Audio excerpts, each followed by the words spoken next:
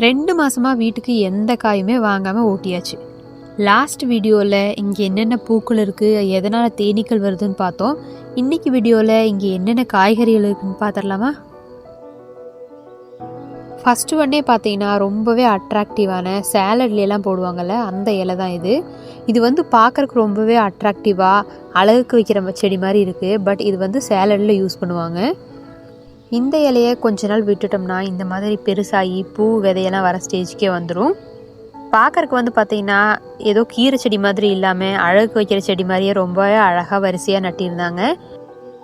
அடுத்தது வின்டர் ஃபேமஸான பாலக், மேத்தி, கடுகு கீரை, கொண்டக்கடலை இருக்குல்ல, அதோட கீரை அதெல்லாம் வந்து இங்கே ரொம்பவே ஃபேமஸ். அதை வந்து கொண்டக்கடலை வந்து பார்த்திங்கன்னா பச்சையாக இருக்கும்போதே சாப்பிடுவாங்க.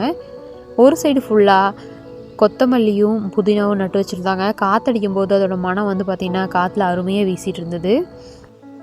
அண்ட் இங்கே பார்த்திங்கன்னா தக்காளிக்கு வந்து ரொம்பவே அழகாக பராமரித்து காய்க்க விட்டுருந்தாங்க. மண்ணிலேயே படாமல் நல்லா காய்ச்சி தொங்கிட்டு இருந்தது. இங்கே விளையிற முள்ளங்கி, கேரட் கூட ரொம்பவே டேஸ்டியாக பெருசு பெருசாக இருந்தது.